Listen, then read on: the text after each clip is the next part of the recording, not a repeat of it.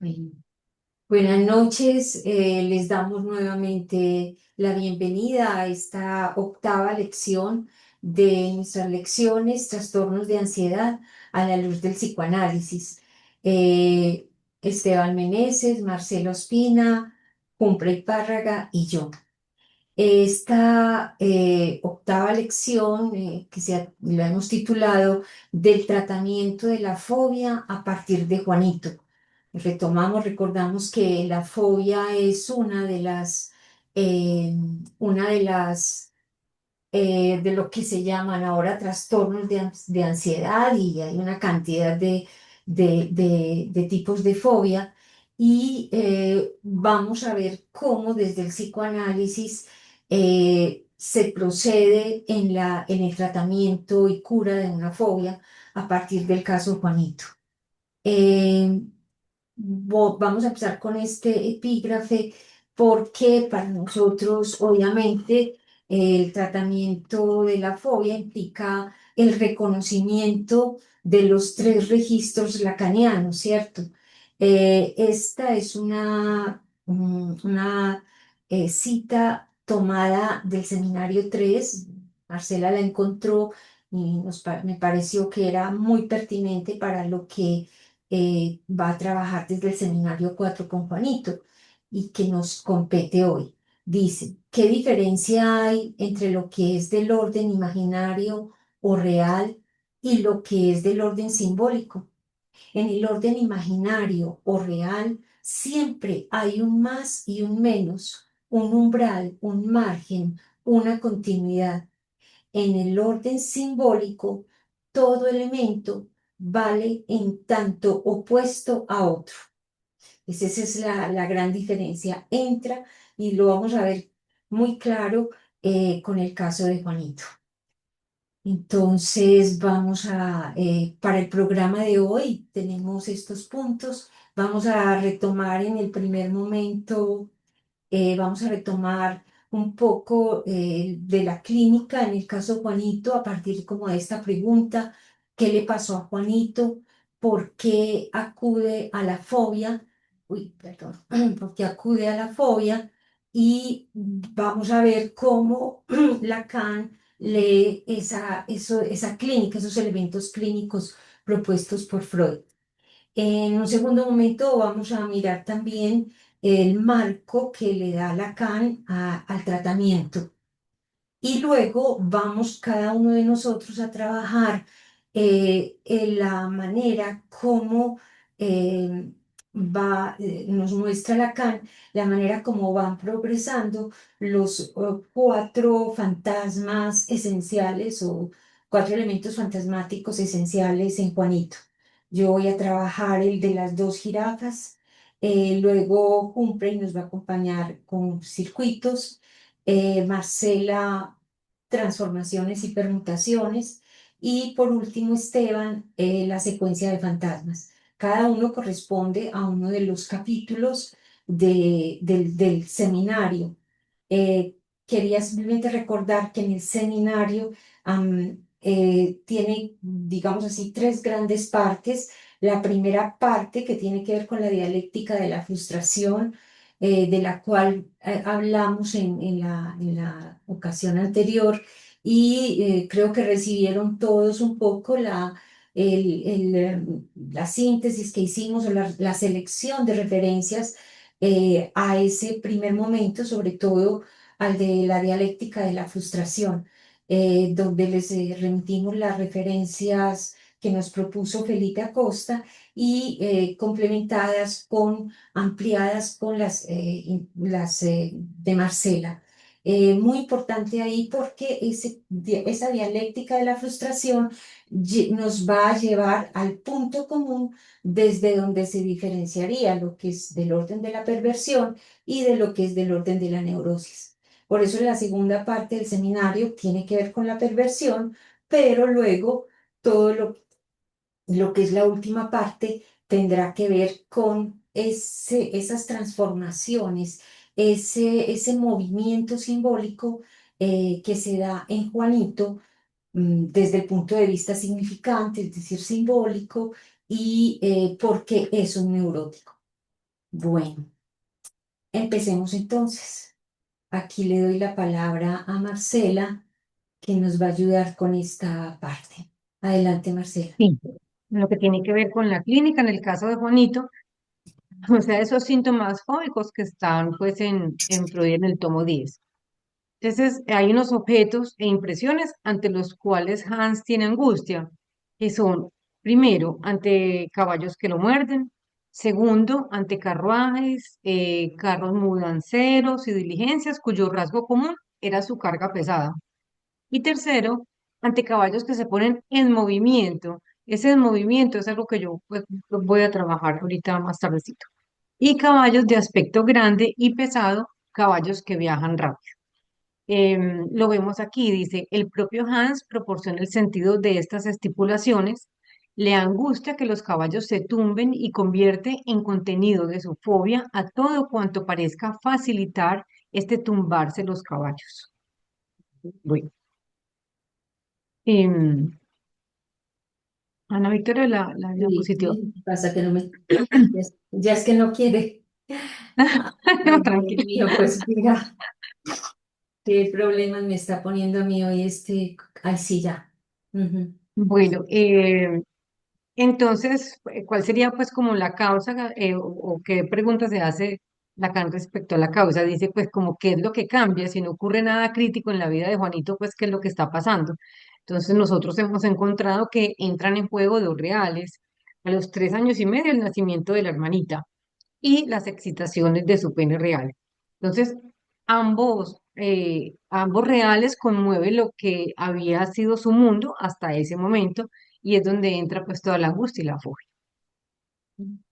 Bueno, ¿a qué se enfrenta Juanito entonces? Está metido en el punto de encuentro entre la pulsión real y el juego imaginario del señuelo, que eso lo retomamos la vez pasada, y esto en relación con su madre. Entonces, ¿qué se produce? Dado que hay una neurosis y lo que va a responder Lacan es que no le sorprenderá saber que se produce una regresión y por eso pues es la fobia a que lo muerda el caballo.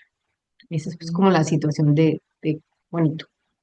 Ujú. Una síntesis, un poco como para recordar el aspecto clínico. Ahora sí, en ese aspecto clínico se presentan dos síntomas o dos indicadores preocupantes o que mueven al trabajo y son la angustia y la fobia. Es decir, esto que llamamos ahora o que se llama ahora, nosotros no, que se llama ahora pues los trastornos de ansiedad. De la angustia a la fobia. Freud tiene muy claro que esto que nos dice, cuando ustedes ven 10, 108 quiere decir que está en el tomo 10 de Amor Roto en la página 108. Y cuando ven 4 con un número es del seminario 4 en esa página. Entonces nos dice, porque dónde situar el origen de la angustia teniendo en cuenta estas causas, ¿cierto?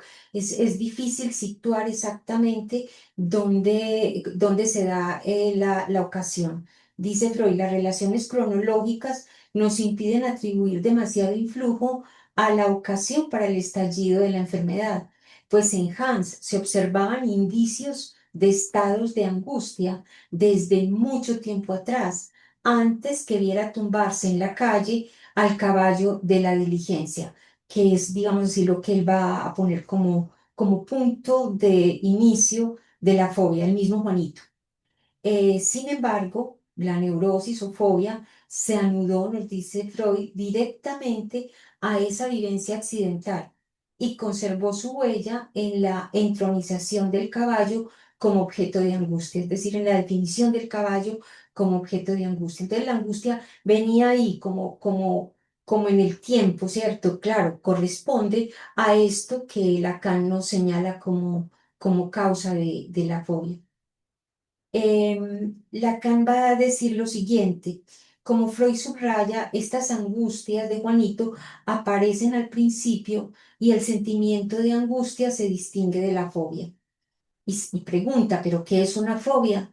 No es tan fácil entenderlo y trata de delimitarlo y dice, la angustia, aquí me parece una cosa muy importante porque él va a, me llama mucho la atención, lo vamos a ver. En la próxima sesión vamos a trabajar el ataque de pánico desde el punto de vista del psicoanálisis y ya después veremos la angustia. Eh, mm, en el seminario 10 la angustia, él va a plantear esto mismo que ya trabaja aquí en el seminario 4. Nos va a decir cuándo surge la angustia, ¿cierto? Claro que allá lo va a entrar con microscopio, con lupa, con mucho más detalle, pero el desencadenamiento de la angustia las causas, digamos así, desencadenantes van a venir en esta situación, dice Lacan. La angustia en esa relación tan extraordinariamente evanescente en la que se nos manifiesta surge en cada ocasión cuando el sujeto se encuentra, aunque sea de forma insensible, despegado de su existencia, es decir, cuando se ve a sí mismo a punto de quedar capturado de nuevo en algo que, según los casos, llamaremos la imagen del otro, tentación, etcétera. Esto nos puede sonar muy raro, pero mire cómo llega de fácil. En resumen, la angustia es correlativa del momento de suspensión del sujeto en un tiempo en el que ya no sabe dónde está, hacia un tiempo en el que va a hacer algo en lo que ya nunca podrá reconocerse. Es esto la angustia. Es decir, esos momentos, sobre todo cuando hay angustia, cuando hay un cambio en el estatuto del ser del sujeto, cuando ya deja de ser, digamos así, su mundo de representaciones, como Juanito, ¿cierto? Él venía muy contento en esa posición de juego con la madre, ¿cierto? De escondidijo, de aparecer, de desaparecer, etcétera. Ese era su mundo, ese era su ambiente, digámoslo así, hasta que llega algo, esos dos reales de los que hablamos ahorita, que ya lo obligan le exigen algo más porque ya no puede seguir siendo y jugando entrar en esa dinámica de señuelo o de relación de juego de señuelo con la madre. Entonces, lo vemos, por ejemplo, cuando hay un cambio de posición, por ejemplo, cuando se termina el bachillerato y hay que ir a la universidad, surge la angustia, cuando el niño pasa del preescolar a la primaria, cuando hay un ascenso en la empresa. Es decir, cada vez que hay un cambio de estatuto del sujeto, es muy posible que surja la angustia, porque se descuadra el sujeto, entra en suspensión, como lo dice. La angustia es correlativa del momento de suspensión del sujeto en un tiempo en el que ya no sabe dónde está, ¿cierto? Bueno, yo que soy aquí hacia un tiempo en el que va a hacer algo en lo que ya nunca podrá reconocerse. Y eso también ocurre en los matrimonios, cuando alguien se va a casar, el estatuto cambia, bueno, hay siempre algo de la angustia. Y eso ocurre en Juanito. Dice, nuestro Juanito se ve pues de golpe caído, o al menos ve que puede caer de su función de metonimia con relación a la madre, por decirlo de una forma más vívida que teórica, se imagina como una nulidad el nacimiento de su hermanita y el falo real que ya puede comparar con lo imaginario de la madre, con el falo imaginario de la madre, hace que ya no pueda ser el mismo de antes. ¿Qué ocurre a partir del momento en que la fobia interviene en su existencia? Lo cierto es que ante los caballos de angustia, y a pesar del matiz que aporta esta palabra, no experimenta angustia, sino miedo. El niño teme que ocurra algo real. Dos cosas nos dice: que los caballos muerdan y que los caballos se caigan. Son las dos cosas que tiene miedo. Los caballos surgen de la angustia, pero lo que traen es el miedo. Miren qué belleza eso. Los caballos surgen de la angustia, de ese momento en que él no es consciente, obviamente, ¿cierto? Pero de ese momento en que su mundo se conmueve, cambia, de ahí van a surgir los caballos, pero lo que traen es el miedo. Y dice, el miedo se refiere siempre a algo articulable, nombrable, real. Esos caballos pueden morder, pueden caer, tienen muchas más propiedades todavía. Es muy bonita esa diferencia entre la angustia y el miedo y clínicamente creo que nos sirve mucho. Entonces, cuando alguien llega angustiado, claro, va a decir a qué tiene miedo, ¿cierto? Pero nosotros sabemos que realmente de lo que se trata es que hubo algo que desestabilizó el mundo del sujeto, lo que él era hasta ese momento. Pero no es solamente el miedo, también es posible que los caballos o a lo que se le tiene miedo lleven la marca de la angustia. Y miren cómo llega la marca de la angustia en el caso de Juanito. Dice, lo borroso, la mancha negra, tal vez tenga cierta relación con ella, con esa marca de la angustia, como si los caballos recubrieran algo que aparece por debajo y cuya luz se ve por detrás, a saber, esa negrura que empieza a flotar, lo que tiene negro el caballo. Pero lo que vive Juanito, lo que hay en él es el miedo. ¿Miedo a qué? No miedo al caballo, sino a los caballos. De forma que a partir de la fobia, el mundo se le aparece puntuado por toda una serie de puntos peligrosos, puntos de alarma que lo reestructuran. Entonces empieza a reestructurarse el mundo del que se había caído, ¿cierto? Que ya no es el mismo de antes. Entonces la fobia tiene esa función. Entonces dice, la fobia, el sentido de la fobia nos va a decir, la fobia introduce en el mundo del niño una estructura, sitúa precisamente en primer plano la función de un interior y un exterior. Hasta ese momento el niño estaba, en suma, en el interior de su madre. Acaba de ser rechazado, ustedes recuerdan con Juanito, ¿cierto? Cuando él le dice a cuando la madre lo está bañando, lo está entalcando y Juanito le pide que pase su mano por su miembro y la madre lo rechaza de manera contundente. Eso es asqueroso, ¿cierto? Bueno, entonces dice, hasta ese momento el niño estaba en suma en el interior de su madre, acaba de ser rechazado o se lo imagina, no importa. Está angustiado y entonces con ayuda de la fobia instaura un nuevo orden del interior y del exterior, una serie de umbrales que se ponen a estructurar el mundo, su mundo. Ahora, hacia el tratamiento. Entonces ya, esa es la situación, digamos así, clínica del asunto. Ahora vamos al tratamiento. En el tratamiento, Freud nos habla hay dos momentos importantes, ¿cierto? Uno, antes de que el papá y Juanito vayan al consultorio de Freud y Freud haga una intervención que es preciosa. No nos da tiempo de leerla, pero los invito a que si tienen tiempo la puedan encontrar en el tomo 10. Es bellísima y esa intervención va a marcar un antes y un después. Eh, ¿Cuál es el antes? Antes de la intervención, Juanito ya venía la angustia, venía, la fobia venía desarrollándose, pero también unas fantasías. Antes de la intervención de Freud, entonces, esas fantasías son las siguientes.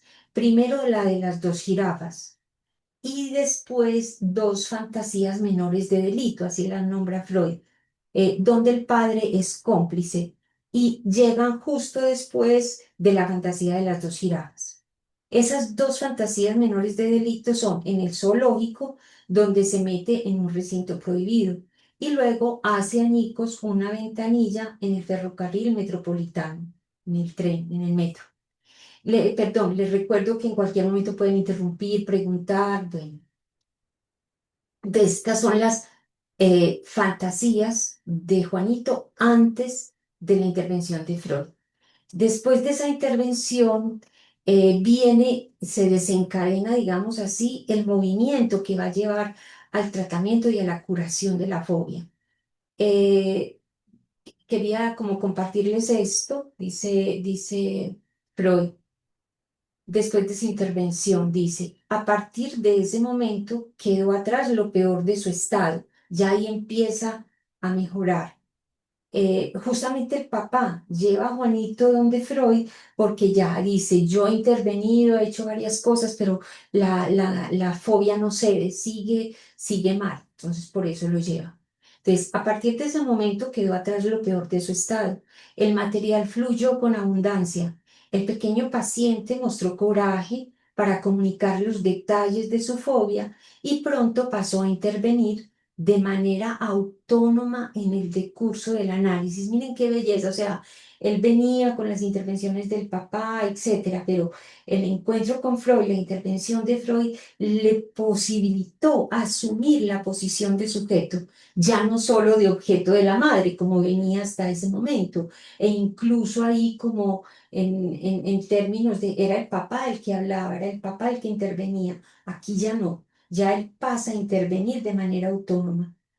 Y es en ese momento donde retroactivamente entonces, dice Freud, se entera de los objetos e impresiones ante los cuales Hans tiene angustia. Los recuerdos fueron los que Marcela leyó ahorita, ¿cierto? Ante el miedo ante los caballos que muerden, ante los carruajes, carros mudanceros, diligencia, el carácter común era su carga pesada y ante caballos que se ponen en movimiento, caballos de aspecto grande y pesados, caballos que viajan rápido. Después de la intervención de Freud, dice, no es raro, dice Freud, que solo tras un trecho de empeño psicoanalítico uno se entere del genuino contenido de una fobia, del texto correcto de un impulso obsesivo, etcétera. Es decir, toca avanzar en el trabajo analítico para lograr que el sujeto pueda hablar del contenido de las fobias. Bueno, pasar aquí. Tras la angustia, primero exteriorizada, la de que el caballo lo morderá, se ha descubierto en un plano más hondo la angustia de que los caballos se tumbarán y ambos, el caballo que muerde y el que se cae, son el padre que habrá de castigarlo por alimentar él tan malos deseos contra este, el deseo después de que se muera. Nosotros sabemos que pues, Freud ahí y el padre y Freud están interpretando de alguna manera el complejo de Edipo y el complejo de castración, ¿cierto? Eh, hay una advertencia muy linda de Lacan en este texto donde dice que Freud está abriendo camino, no podemos juzgarlo, digamos así, por algunas intervenciones que nos parecerían anacrónicas o que no haríamos en este tiempo. Lacan mismo dice, yo no puedo hacerlo, ¿cierto? Es Freud abriendo caminos. Lo que sí es que en las intervenciones de Freud hay obviamente un trabajo, son más finas que las del papá, pero ese papá fue indispensable para el trabajo. Sigue Freud diciendo, entonces, de la madre, entre tanto, nos hemos apartado en el análisis en este punto de manera totalmente inesperada y, por cierto, sin contribución del padre. Hans empieza a ocuparse del complejo del Lymph y a mostrar asco ante cosas que le recuerdan la evacuación del intestino. Pues hay que recordar que este historial pues, le ha servido a Freud también para verificar lo que había encontrado a partir de la neurosis de los adultos respecto a la sexualidad infantil. Entonces aquí está hablando de este complejo también de castración o de castigo por los malos deseos contra el padre, pero también el del complejo del complejo anal. Eh, Nuevamente, anotemos que la posición de Hans dentro del análisis ha variado esencialmente respecto de estadios anteriores, después de la intervención de Freud. Si antes el padre podía predecirle lo que vendría, hasta que Hans, siguiendo esa indicación, se le reunía desde retaguardia, ahora él se anticipa con paso seguro y el padre lo sigue con trabajo. Y ese es el movimiento que nos va a enseñar a seguir Lacan. Y ese movimiento se va a dar en esas primeras elaboraciones de la fobia y luego en estas fantasías finales, la fantasía del instalador que tiene dos momentos. En el primer momento, Hans presenta, dice Lacan, como separada de toda mediación una nueva fantasía. El mecánico o instalador ha destornillado la bañera dentro de la cual Hans se encuentra y luego le ha metido en la panza su gran taladro. Perdón, esto es Freud el que lo dice.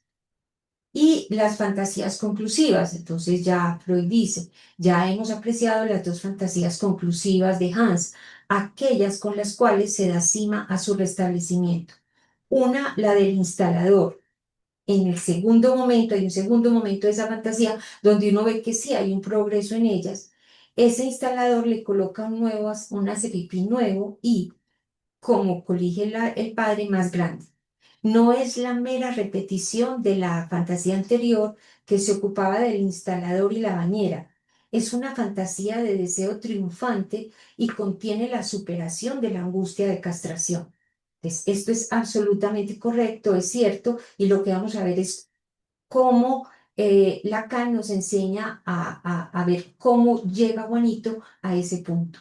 Y la segunda fantasía, que confiesa el deseo de estar casado con la madre y tener con ella muchos hijos. Termina Freud, mediante esta fantasía concluyen con justo título la enfermedad y el análisis. Lacan, ¿qué nos dice Lacan?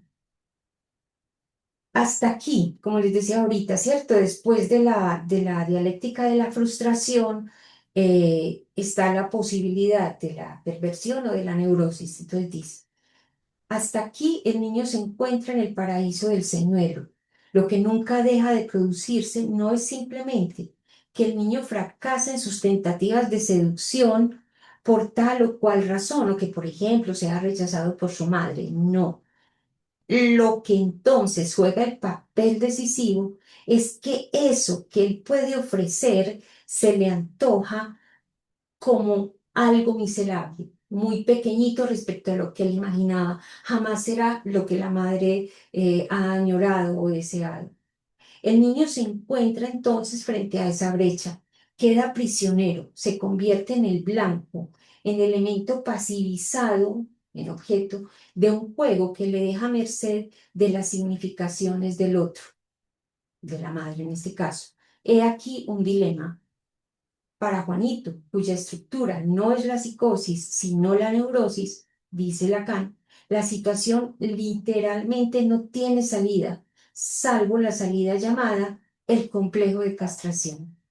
Es hacia allá, hacia donde nos dirige Lacan la mirada. Y dice, Juanito la busca y logra encontrarla. ¿Cómo?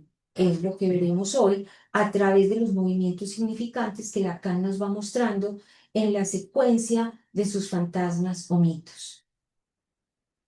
¿Y qué logra Juanito con ese encuentro? Yo quisiera adelantar aquí. Es muy bonito, pero bueno, no quiero alargarme. Lo voy a hacer, lo voy a mirar a partir del esquema. ¿Qué logra Juanito con el encuentro de la castración, cierto? Entonces, no sé si logran ver acá,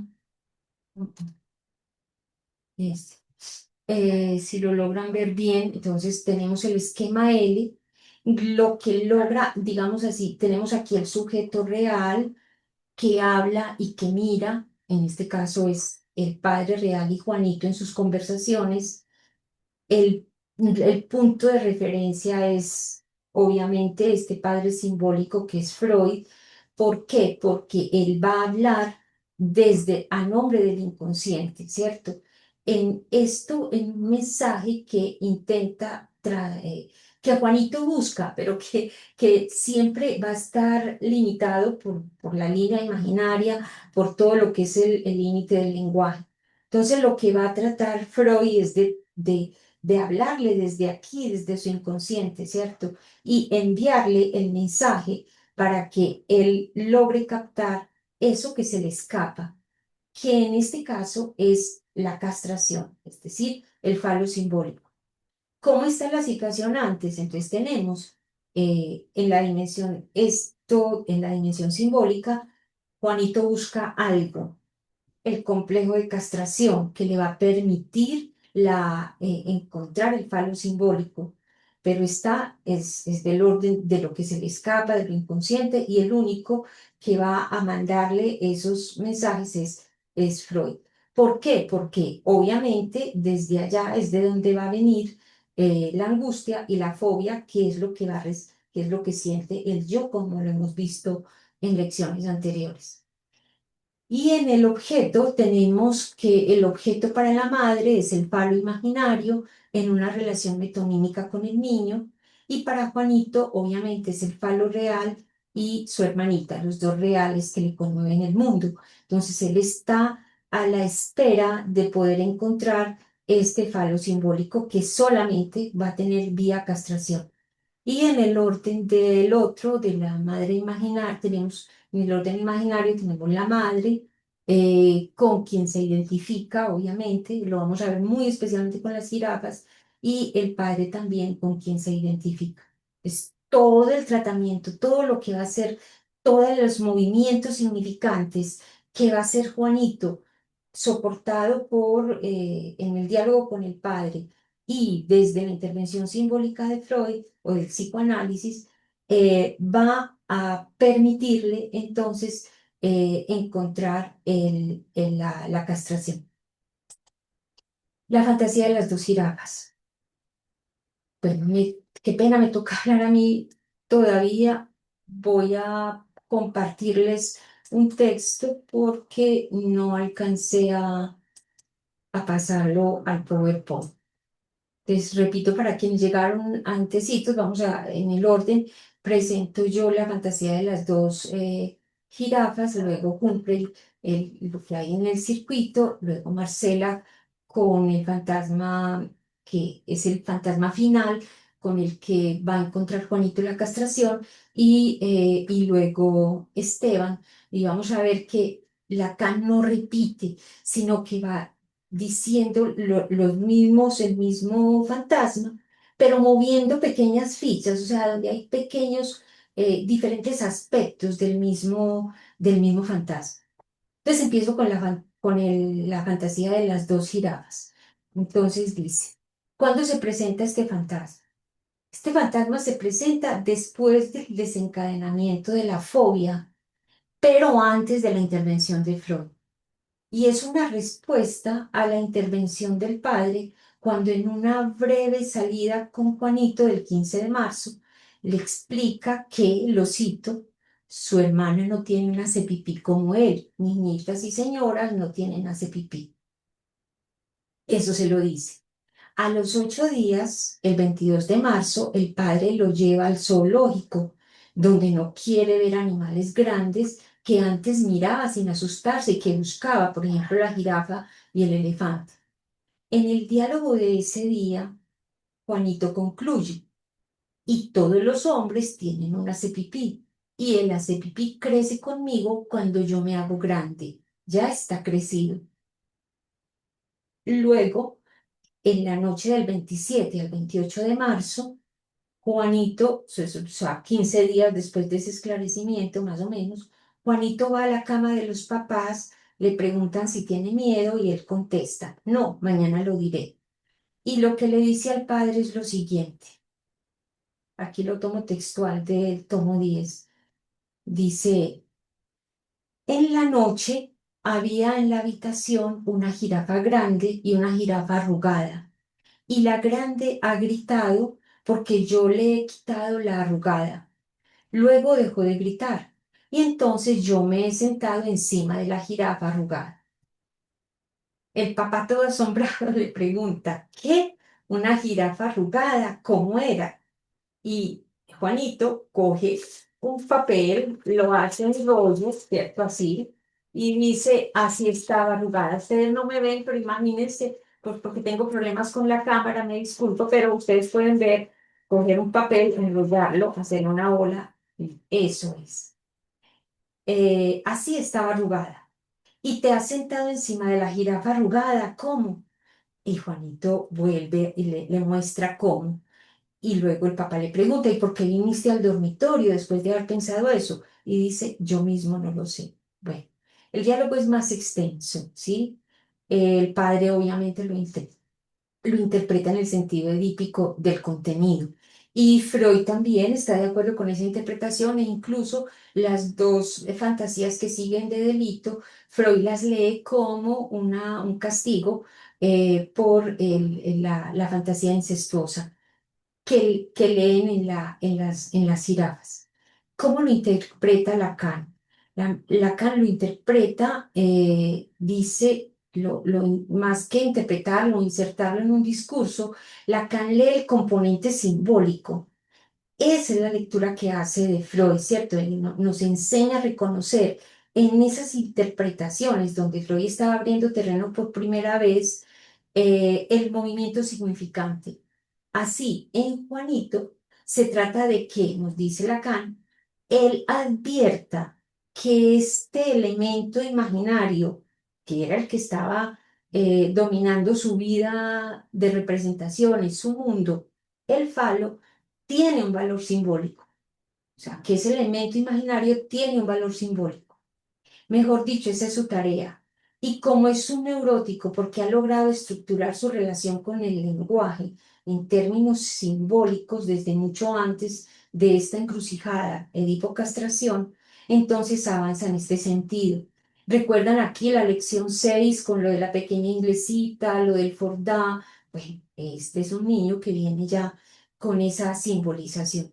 Por eso, cuando llega aquí a la encrucijada, Edipo-castración, puede fácilmente, puede lograr reencontrar el camino que desde esa simbolización, corrijo, encontrar el camino que desde esa simbolización lo va a llevar a la castración. Dice, em, puesto que la relación, ¿cómo lo logra entonces? Entonces, este es el primer paso. Marcela y Esteban les van a hablar del último paso. Entonces, este es el primer momento, dice Lacan, puesto que las relaciones simbólicas con la madre se limitaban hasta ese momento a dos elementos opuestos, presencia o ausencia, será necesario entonces que construya el sistema de las relaciones del significante en toda su amplitud, es decir, que incluya otros términos en esa experiencia simbólica, otros términos significantes. Entonces dice, hay un mínimo de términos necesarios para el funcionamiento del sistema simbólico. Se trata de saber si son tres o si son cuatro. Indudablemente no son solo tres. El Edipo, desde luego, nos da tres. Y ahí hay una aclaración muy importante, porque uno piensa que el Edipo, como lo lee Lacan, o es lo mismo que como lo han leído los postfreudianos, implica que el niño se enamora de la madre y que quiere matar al padre, o el padre desaparezca y quedarse con ella. No. Lacan nos hace caer en cuenta y subraya que ese elemento también no se le escapa a Freud, es el hecho de que el complejo de Edipo consiste en el momento en que el niño se relaciona con la madre en términos de ese señuelo, pensándola desde el fantasma de la madre fálica. Entonces, los 13 primeros elementos son el niño, la madre y el falo. Ese es el Edipo. Entonces, por eso es necesario que llegue la castración, donde va a intervenir el cuarto elemento, que es el padre, en términos de introducir la castración. Bueno, eso me parece muy importante. Bueno, voy a pasar esto. Mm, con el fantasma de la jirafa, entonces, Lacan nos va a mostrar ese primer momento del paso del niño del registro imaginario al registro simbólico del falo. El primer elemento, el primer pasito. De ese fantasma de la jirafa, Lacan se va a referir en tres ocasiones y desde niveles diferentes. En el capítulo 15 en ¿Para qué sirve el mito? Ahí nos va a mostrar el progreso significante, increíble y difícil de captar o de creer, pero es precioso. Es ahí, en términos de progreso significante. En el 16 en el capítulo El significante del chiste, nos lo va a mostrar ese mismo registro, pero en términos de la enunciación de Juanito, es decir, cómo Juanito se va a situar siempre en ese eje que va del sujeto al gran otro o al inconsciente. Y por último, en el capítulo 20, en el capítulo Transformaciones, donde va a concluir sobre cómo ya había desde el principio en Juanito un modelo y un esquema de la neurosis. Entonces voy a empezar con lo más importante, y es lo que lo vamos a dejar aquí en este, y es cómo se va a dar ese progreso en términos significantes. Entonces dice Lacan. Detengámonos un poco en algo que aquí resulta tan claro. Miren, miren qué belleza como nos enseña a manejar esos significantes. Una jirafa grande y una jirafa pequeña son semejantes. La una es el doble de la otra. Por una parte hay grande y pequeño, pero por otra está el igualmente jirafa. Entonces, mire cómo ya ahí hay una pequeña matriz significante. Entonces, una jirafa grande, una pequeña, tienen algo semejante, son jirafas, pero hay una diferencia, una grande y una pequeña que ya implica la presencia de la primera oposición simbólica o del simbólico primordial. En otras palabras, nos dice, volvemos a encontrar aquí algo del todo análogo a lo que les decía la última vez sobre el niño capturado en el deseo fálico de la madre como una metonimia. El niño en su totalidad es el falo.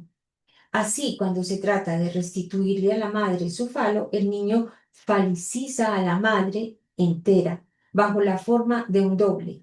Fabrica una metonimia de la madre. Si uno dijera metonimia de la madre, ¿por qué? Porque entonces es la madre con la que se identifica en el eje imaginario, ¿cierto? La jirafa, ella es jirafa, yo soy jirafa, ¿sí? Son dos. Entonces, hay algo que no alcanzamos a mirar, pero sí todos tal vez recuerdan como la madre, hay dos posibilidades de que una madre se vincule con su hijo, en términos metonímicos o en términos metafóricos. La mamá de Juanito se vincula con él en términos metonímicos. No es que él tenga el falo, ¿cierto? Por ejemplo, Juanito en un determinado momento le dice que cuando él le mostró su falo a una tía, la tía le dijo, ¡ay, qué tan lindo! Digamos que para la tía, Juanito no es el falo, Juanito tiene un falo, que es muy diferente. En cambio, esta mamá lleva a Juanito para todas partes. No hay el objeto falo, no, Juanito es todo el falo para ella. Entonces, en ese sentido, Juanito entra en relación metonímica con ella. Entonces, por eso, como en su inconsciente, él ha captado, eso no es nada consciente, obviamente, como en el inconsciente él ha captado que es el vínculo de su madre con él, hace dos jirafas, como si la una fuera metonimia de la otra, ¿cierto? Por relación de contigüidad, pero marca una diferencia. La diferencia, ahí se hace valer la estructura simbólica de Juanito, ¿cierto? Hay grande y hay pequeño, no son iguales, ¿cierto? Entonces, en ese sentido, fabrica una metonimia de la madre y dice, lo que hasta ese momento era solo el falo enigmático y deseado, creído y no creído, sumido en la ambigüedad, la creencia, el juego tramposo con la madre, el escondidijo, pues, que es nuestro término de referencia, pues bien, eso empieza a articularse como metonimia. Ya sale de ese juego, ya sale del juego de presencia y ausencia y ya le da un estatuto diferente, una metonimia, una representación. Y dice, y por si fuera poco, para mostrarnos claramente la introducción de la imagen en un juego propiamente simbólico, para explicarnos claramente que ahí hemos franqueado el paso de la imagen al símbolo, está esa jirafa pequeña que nadie entiende con lo visible que es. El propio Juan nos lo dice. esa pequeña jirafa es hasta tal punto un símbolo que solo es un dibujo sobre una hoja de papel que se puede arrugar. El papá hacía tiempo le había dibujado una jirafa y es como si la tuviera ahí y la dibujara. Le da el estatuto de un significante. Entonces dice, el paso de lo imaginario a lo simbólico no tiene mejor traducción que a través de esos detalles aparentemente contradictorios e inconcebibles.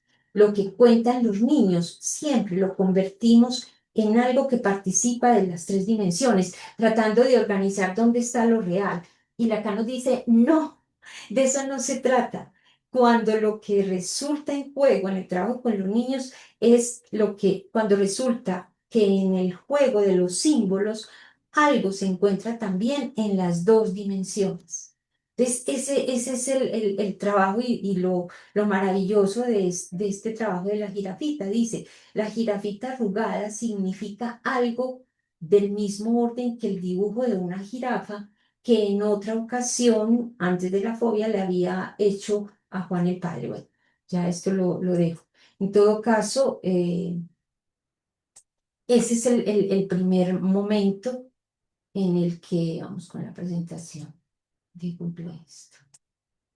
Esto me recordó el caso de una niña que tenía fobia a los muertos en China y después de la fiesta de los muertos, donde hay unas representaciones de títeres, de imágenes de los muertos, dice el analista, la niña se ha mejorado da el mismo paso que Juanito. Es decir, esto real comienza a tener un estatuto, la imagen comienza a tener un estatuto significante, puesto que es nada, no pierde consistencia real. Lo imaginario entra en el registro significante de esa manera. Es algo, es una imagen, se puede arrugar, las marionetas se pueden arrugar y eliminar. Bueno, no sé si hay preguntas, inquietudes, comentarios. Si no hay, entonces avancemos. Adelante, Humphrey. ¿Qué nos decís de los circuitos? Gracias, buenas noches. Lacan en el capítulo 18 habla de los circuitos. Es un capítulo un poco enigmático, denso, pero que igualmente lo que transmite, ¿cierto? Es la elaboración al detalle que va haciendo Lacan de uno de los aspectos de la fobia. Bien, Lacan analiza los circuitos, ya hablaremos cuáles son aquellos, como recorridos especiales. Entonces hablamos de esos recorridos que hacía Juanito con su padre, recorridos espaciales, urbanos y paseos reales que el pequeño Juanito realiza por Viena en compañía de su padre, como los proyectos en el Stadtbad hacia Schönbrunn y Linz, utilizándolos como una topología para defenderse de la angustia y también para leer la posición del niño frente a la madre y la ley a partir de una pregunta que está en el texto. ¿Qué tratamos de detectar? Vamos a ya la pregunta. ¿Qué tratamos de detectar hasta ahora en esta fomentación mítica que es la característica esencial de la observación de Juan? Me parece muy bonita porque es justamente retomar el caso en su fundamento y en especial en esas construcciones que está empezando a hacer Juanito. Por favor.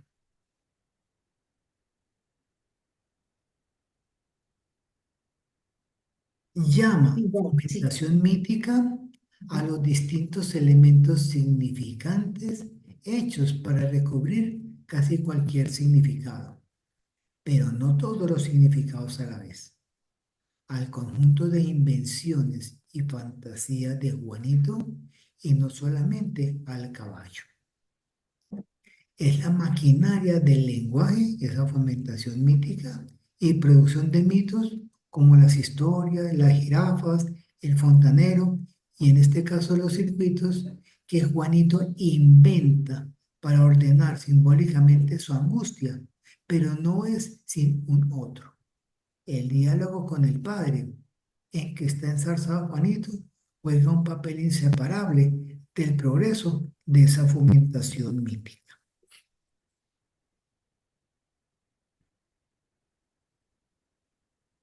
Para entender la fomentación mítica, Lacan retoma a Freud para plantear que se pudiera tener la tentación de calificar la fobia por un objeto, en este caso por el caballo. Si nos diéramos cuenta de que el caballo va mucho más allá del propio caballo. Se entiende entonces que Juanito empieza a extraer de la fobia lo que Lacan llama sus implicaciones significantes.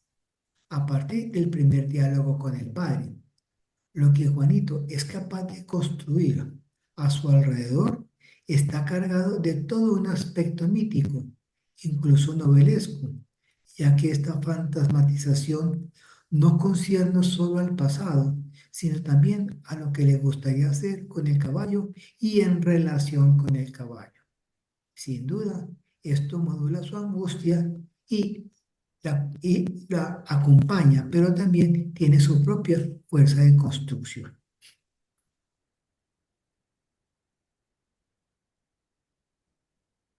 Por favor, bien. Freud indica en otro momento que la fobia adquiere un mayor ímpetu, se desarrolla y muestra sus diversas fases. Y escribe, aquí experimentamos lo difusa que que es en realidad la fobia. Se refiere al caballo, pero también al coche, así como al hecho de que los caballos se caigan o que muerdan, caballos de determinada naturaleza, coches cargados o descargados, y patatín, patatán. Este es el tono que emplea Freud. Digamos sencillamente que todas estas particularidades están en la clave, porque la angustia no tiene absolutamente nada que ver con los caballos, sino que secundariamente se ha trasladado a ellos y se ha fijado en el lugar, no del caballo, sino del complejo del caballo, más exactamente, en los elementos del complejo de los caballos a los que se ha podido trasladar. Por lo tanto, todo lo que se mostrará adecuado a determinadas transferencias. No se trata entonces del símbolo de algo que se esté pensando, que se esté cogitando, sino de otra cosa muy distinta. Se trata de unas leyes en las que se manifiesta la estructuración, no de lo real, sino de lo simbólico y que interactúan entre ellas.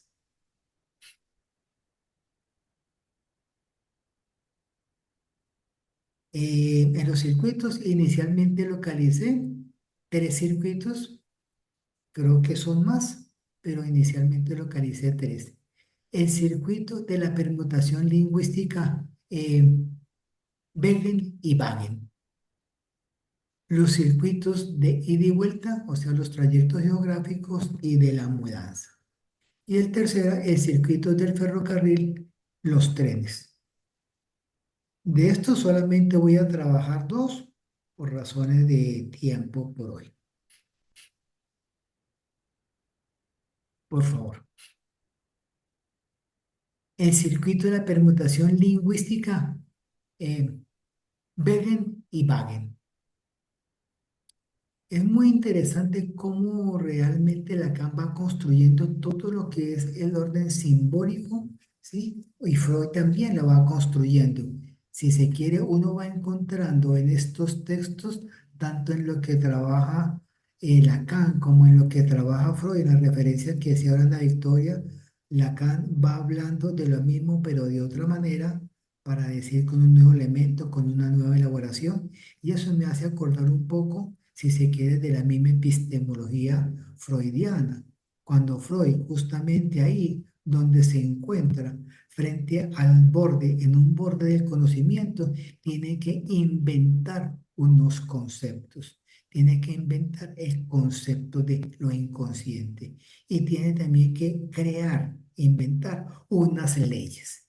Digamos que en ese sentido, esto de la permutación lingüística me parece muy ilustrativo de lo que es la construcción epistemológica que va haciendo Freud, justamente la construcción de los conceptos, ¿sí? Porque realmente se pasa a lo nuevo, digamos, a lo que es el campo de la lingüística. Y también Lacan, me parece que muy retoma esos elementos y es lo que va a trabajar sobre el valor de lo significante acá.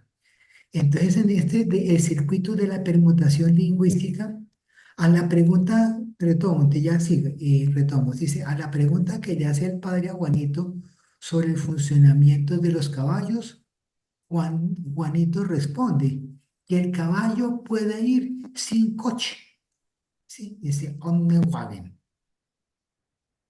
Articula que el caballo es, en primer lugar y ante todo, un elemento para ser enganchado. El carácter ambosector, es decir, de objeto que está en medio de dos cortes, una cosa es el caballo, otra cosa es el carruaje, está presente de la experiencia misma de donde lo ha extraído Juanito. El caballo, antes de ser caballo, es un elemento que une y coordina. Tiene una función de mediación que se encuentra a lo largo del mito. Juanito enseña que se trata de ir en la dirección de la coordinación gramatical del significante. Esta parte me pareció bellísima porque realmente ya no es atenerse a la realidad ni al sentido, sino a una relación gramatical con el significante. Por favor.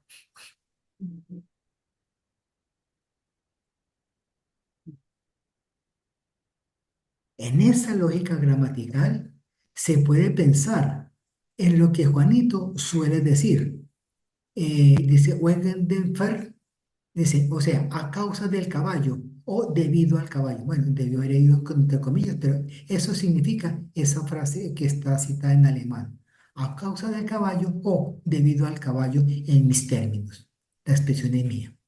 En este punto, Freud reconoce que puede hacerse una asociación de palabras entre Wegen y Wagen, que quiere decir de los coches. Wagen quiere decir de los coches. Así como la marca de carro, ¿cierto? El Volkswagen justamente es eso, ¿cierto? Pueblo popular y Wagen carro. Aquí entonces dice, lo que Freud dice establece una relación, una asociación. ¿Sí? Lo dice literalmente, asociación de palabras entre Wagen y Wagen, que quiere decir de los coches. En otros términos, el caballo arrastra el coche exactamente de la misma manera que arrastra la palabra Wagen.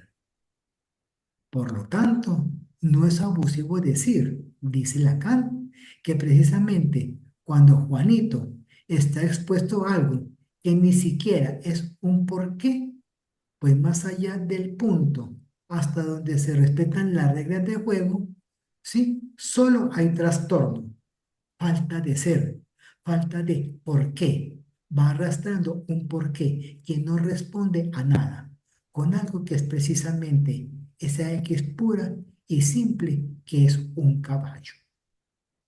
Es muy interesante cómo realmente hace esa asociación entre esas relaciones de Wegen y Wagen. Por favor.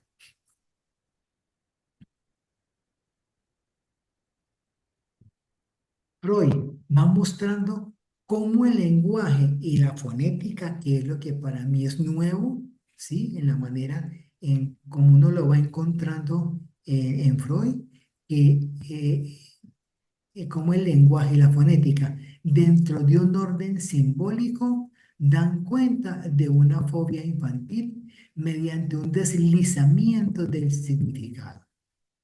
Sí, si se lee el caso desde una nueva perspectiva, se obtiene lo siguiente.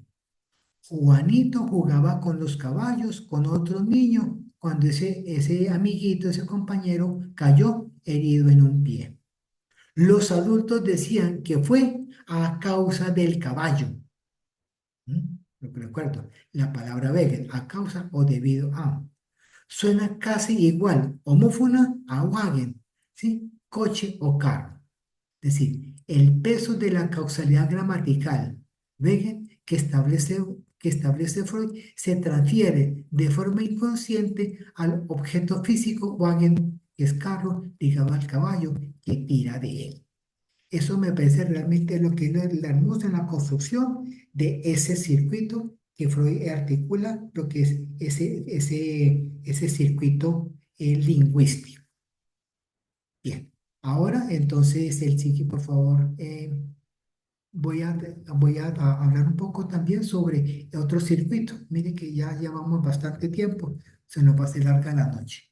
Ahora voy a abordar el otro circuito, que es el circuito de ida y vuelta, o sea, los trayectos geográficos y de la mudanza. Nos recuerda Lacan, citando a Freud, ¿cierto? Que el 5 de abril dice Juanito que le gustaría con locura trepar al coche donde ha visto a los chicos jugar encima de los sacos y los paquetes. Pasaría deprisa, Ashwin, y podría alcanzar la pasarela, o sea, la rampa de carga. Pero, ¿de qué tiene miedo? De que los caballos se pongan en marcha, impidiéndole hacer todo eso rápidamente y luego, enseguida, bajarse. Para comprender el sentido de esto, lo que sea en el sistema de funcionamiento significante, Lacan sugiere no partir con preguntas sobre el sentido como ¿qué puede tener que ver la pasarela con todo esto? ¿Qué será el coche? ¿Qué será el caballo? Lacan nos advierte, no se vaya usted por el sentido, por favor. Nadie, dice Lacan, parece fijarse de que tiene miedo Juanito, porque no se trata, digamos, cuando dice cuando se va, no se trata de que no pueda volver. Juanito dice, sé muy bien dónde vivo, siempre podría decirlo y me traerían de vuelta. Entonces Lacan, en este punto, se detiene a examinar entonces algunos elementos relacionados con el fantasma del temor fóbico, que se trata de un fantasma que aparece, donde aparece supuestamente su padre.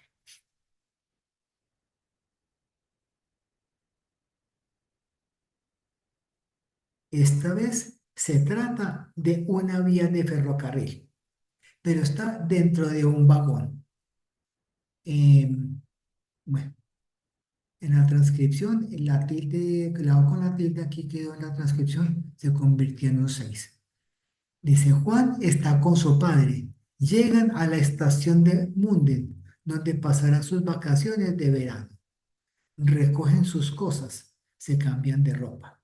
Se diría que en aquella época, tal vez no tan ágil como la nuestra, hacer el equipaje y facturarlo representaba un quebradero de cabeza.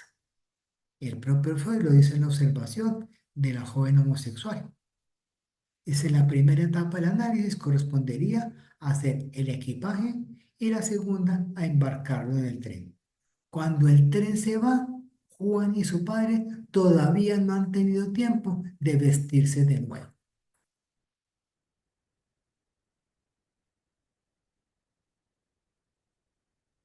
Bueno, también está justamente en este circuito el fantasma de la escena del muelle.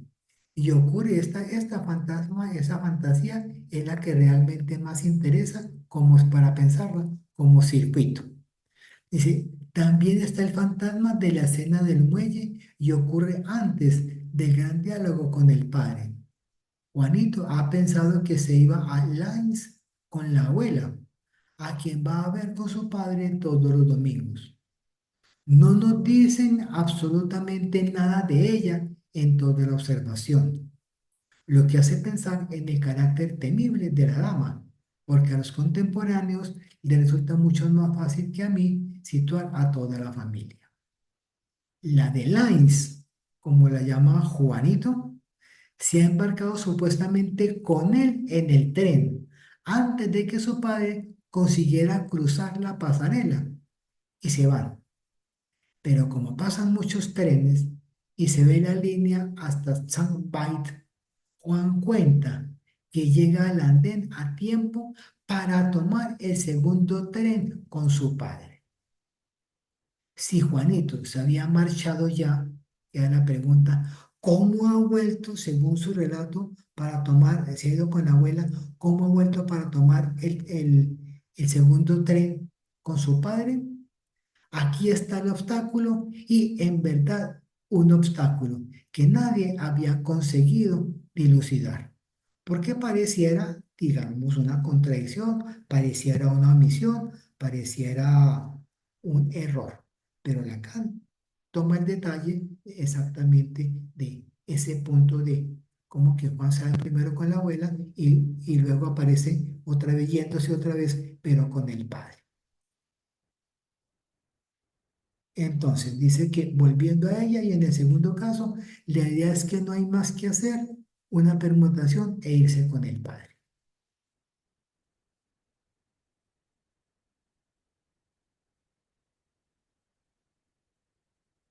Por favor. Ah, ya. Se trata de entender la siguiente secuencia. En un primer momento parten dos, Juanito y la abuela. En el segundo momento está la vía de lo imposible de la no solución. Y en el tercero vuelven a partir dos, Juanito y su padre. Realmente lo que plantea Lacan es que ven, aquí realmente en esa discontinuidad donde está, que Juanito se va con la abuela y luego entonces resulta otra vez en la estación para irse con su padre, eso lo ubica como un segundo elemento, ¿sí? Que el elemento de lo imposible, de la no solución. Y en el tercero dicen vuelvan a partir los dos, Juanito y su padre. Resulta llamativo acá, si se quiere, lo que es el drama materno del comienzo y el final. Ahora estoy con el padre. Si ya se había ido con la abuela, puede volver a irse con el padre. Dice Lacan, eso solo es posible en lo imaginario. Lo que aparece es todo el progreso mítico. Se parte de un imposible, de un obstáculo para llegar a otro obstáculo y a otra imposibilidad. En el primer caso, es imposible librarse de la madre, ¿sí? Y siempre acaba volviendo a ella. Y en el segundo caso, la idea es que no hay más que hacer una permutación e irse con el padre. Entonces es la manera en cómo Lacan va a resolver esa imposibilidad, ¿sí? Que nos va a plantear en este otro circuito. Entonces les he hablado de dos de los circuitos que plantea Lacan en este capítulo. Uy, qué belleza, Humphrey. Muchas gracias. Bueno, por cuestiones de tiempo, démosle la palabra a Marcela. Adelante, Marcela. Eh, bueno, yo voy a trabajar estos dos capítulos que se llaman permutaciones y transformaciones y voy a tomar solamente el fantasma de la bañera porque según Lacan es el que cierra literalmente la cura y la observación y dice que tenemos sin duda aquí el esquema de simbolización fundamental del complejo de castración, o sea, la única salida del neurótico, como lo dijo ahorita Ana Victoria. Ana Victoria puede ir pasando. Listo. Listo. La que sigue, ya voy a leer aquí ya este fantasma de la bañera en la próxima diapositiva, por favor. Bueno, entonces, dice, pues escribe el papá Freud el 11 de abril. Hoy por la mañana temprano, Hans vino otra vez al dormitorio y como sucedió los últimos días, fue enviado de vuelta. Luego cuenta Juanito. Escucha lo que me he pensado.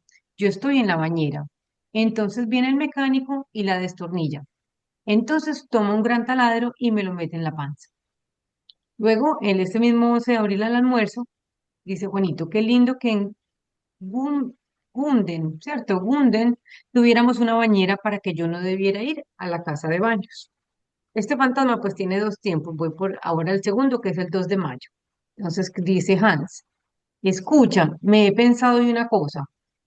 Dice el papá, pues que primero la tiene olvidada y que después, como en resistencia, la cuenta. Ha venido el instalador y con unas tenazas me ha quitado primero el trasero y después me ha dado otro. Y después él hace pipí. Él ha dicho, enseña el trasero y yo he tenido que darme vuelta. Y él lo ha quitado y luego ha dicho, enseña el hace pipí. Entonces es sobre este fantasma que tiene estos dos tiempos que yo voy a ir pues como tratando de explicar no tanto el fantasma, sino la manera de analizar el fantasma como lo hace pues la cara. Pues su manera de analizarlo, mejor dicho. Pongo aquí esta diapositiva para que tengamos muy en cuenta la primera cita de los registros, este más y menos, que es lo que muchas veces voy a nombrar como posiciones simbólicas o también las mismas permutaciones. Eso ayuda como a entender bien qué es lo que Lacan llama aquí permutación. Listo, por favor, Victoria. Bueno. Antes, pues, como de empezar con el fantasma, yo quiero repasar unas tres reglas que Lacan nos da aquí en este capítulo, no en este capítulo, perdón, en unos capítulos atrás. Me tocó irme varios capítulos atrás, traerme las reglas para poder entender los dos capítulos, que nos da sobre el significante o lo que es como el análisis estructural, que es lo que él está tratando de hacer. Lacan dice, por eso quisiera darles aquí algunas reglas que pueden formularse más o menos así. Estas reglas, ya sea en el análisis del niño o en el del adulto, se refieren a todo aquel elemento que podamos considerar como significante en el sentido que aquí promovemos, es decir, que puede tratarse tanto de un objeto como de una relación o de un acto sintomático. Bueno, entonces voy por la primera regla que yo creo que nos va a entender, nos va a ayudar mucho a entender, por ejemplo, el seguimiento que hizo Humphrey de los circuitos y estos fantasmas.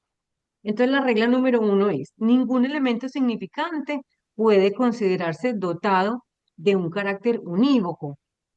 Y Lacan pues, nos da este ejemplo. En un momento dado, la bañera es la madre, pero al final es el trasero de Juanito. A mí me parece más claro, por ejemplo, otro ejemplo en el que pensé para explicarlo, con la palabra tierra, que puede usarse de muchas maneras. En la otra diapositiva, Ana Victoria, por favor. O tomar la raíz, ¿cierto? Si uno toma la raíz ter, eso da una cantidad de otras palabras, como por ejemplo aterrado, que es un significante que Lacan trabaja por allá también como en otro seminario. Bueno, esa es entonces la primera regla. Voy a la segunda, que Lacan le dice la regla de oro. Dice, los elementos significantes deben definirse de entrada por su articulación con los otros elementos significantes y que esto justifica la similitud que ha establecido pues todo el tiempo en este seminario con la teoría del mito. Entonces, él nos da un ejemplo. En cuanto a la sombra del caballo se cierne sobre Juanito, él va entrando poco a poco en un decorado que se ordena, se organiza, se edifica a su alrededor. Yo entiendo este decorado como esas arandelas de los relatos de Juanito, que están llenos de otras palabras que guardan alguna relación con los significantes claves, como por ejemplo el caballo. Entonces, por eso traigo esta imagen que viene aquí, como para explicar, ¿cierto?, que un significante hay que leerlo en relación a los demás y además contar con su opuesto. Por ejemplo, si yo tengo aquí casa y afuera, yo tendría que tener presente también como casa y adentro. Es lo que decía del más y el menos, de esas oposiciones simbólicas. Y Lacan después lo va a decir de esta manera, les de una citica. Se trata de un mecanismo totalmente distinto que requiere el estudio estructural del mito. Su primer paso es no considerar nunca ninguno de los elementos significantes con independencia de los otros que van surgiendo y de alguna forma lo revelan. Me refiero a que lo desarrollan en el plano de una serie de oposiciones que ante todo son de orden combinatorio. Lo que vemos surgir en Juanito son agrupamientos de elementos significantes progresivamente trasladados de un sistema a otro. Como por ejemplo, ahorita Humphrey pasó del caballo al carro, ¿cierto, Humphrey? Algo así. O de, sí, bueno, ahorita vamos a ver unos ejemplos, pues acá también. Bueno, ahora como en el texto, aquí en esta diapositiva es pues como una captura de pantalla del texto de Freud y uno puede ver que ahí van apareciendo como chico, grande, bueno, y esas oposiciones. La regla 3 es muy semejante y bueno, pues yo creo que todas se relacionan, pero en esta tercera que voy a leer ya esta incluye la transformación. Dice, aislar los significantes en su valor esencialmente combinatorio. El conjunto de significantes que intervienen estructuran lo real, introduciendo en él nuevas relaciones combinatorias. O sea, ahorita decíamos, al principio hay tres significantes, después aparece el padre son cuatro, y después van apareciendo otros más necesarios para que se haga pues como toda una estructura significante eh, para el sujeto. El significante es un puente en un dominio de significaciones. En consecuencia, no reproduce las situaciones, sino que las transforma. Entonces, esta regla 3 ya nos habla como el- del capítulo de transformaciones. Bueno, entonces ahora digamos que con esta regla, yo creo que ya es más, bueno, este es como otro ejemplo como de eso, muerto, caído, enfadado, muerto. Con estas reglas, yo creo que es más fácil como entender esto. Entonces, el carácter no unívoco o no unívoco del significante. Pensar el significante siempre en relación con otro significante, como en los mitos, y aislar los significantes en su valor esencialmente combinatorio. Bueno, entonces, el fantasma en permutaciones. Este fantasma es el siguiente, dice Lacan, esta es una cita. Juan está en la bañera. Les he dicho de él, perdón, les he dicho de él ya lo suficiente como para que adviertan que este en la bañera está lo más cerca posible de en el coche, dicho de otra manera, lo más cerca del fundamental en la barraca. Entonces tenemos en la bañera, en el coche y en la barraca que están cerca, ¿cierto? Es por medio de este significante en, que es la preposición del lugar que no varía, esa es la que se mantiene ahí todo el tiempo y mantiene de cerca estos sustantivos que se pueden sustituir uno por otro, bañera, coche, barraca, em, que es pues como la misma sustitución que se da en la lingüística en eso que se llama el eje paradigmático, que es como una, yo no sé, yo le digo como una especie de tabla de asociación libre que funciona por medio de los diferentes tipos de metonimia. Entonces, mientras que el otro eje es, por ejemplo, el eje de la significación, o sea, en donde la oración encuentra su sentido con la última palabra, por ejemplo, bañera, como el punto de capitón que Lacan también cada rato lo dice. Y hay aquí una cosa muy interesante, porque en este eje paradigmático, por ejemplo, es donde pueden estar las palabras en ausencia, ¿cierto? En cambio, en el eje sintagmático son las palabras que están presentes pues en la oración, pero se pueden sustituir unas a otras. Ujú. Si Bueno, puedo decir algo ahí, Marcela, que eso, sí, el claro. eje sintagmático nos da la relación paradigmática, mientras que perdón, la relación metonímica, mientras que el eje paradigmático va a permitir las sustituciones que pueden permitir luego la metáfora. Entonces, la relación de Juanito con la madre está en la relación metonímica de contigüidad, que es la lógica del sintagmático, la contigüidad uno enseguida del otro. Y la mamá siempre lo mantenía, iba con él a todas partes. Bueno, Ah, ok. de eso sí. Ujú. Y listo. Bueno, entonces ahorita pues veníamos que en la bañera, en la barraca, y entonces continúa Lacan. En la otra diapositiva, que se trata pues de la conexión con ese chisme siempre dispuesto a escabullirse, que es la plataforma del soporte materno. Entonces entra alguien que de alguna forma es el tercero esperado, el cerrajero, que desatornilla la bañera y luego con su berbiquí perfora el vientre de Juanito. Y Lacan va pues a decir que Freud hace también aquí una, digamos, se da cuenta como de este equívoco entre, no sé, yo le voy a decir Bohrer, mi alemán está muy regular entre Bohrer y Geboren, o sea que se da cuenta pues de que ahí hay esa, pues como esa transformación de una palabra a la otra. Dice, Freud lo dice así, quizás sea lícito apuntar que el Boren, o sea, el taladro, no sea escogido sin referencia al Geboren, el nacido, Geburt, que es nacimiento.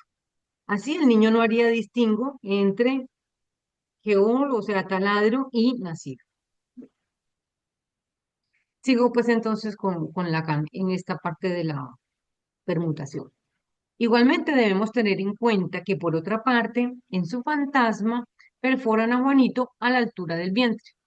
En efecto, podemos concebir que en el sistema de las permutaciones es él quien acaba asumiendo personalmente el agujero de la madre. Entonces aquí vemos este valor esencialmente combinatorio de la regla 2, o sea, hay una sustitución de Juanito por la madre y entonces después de la posición materna.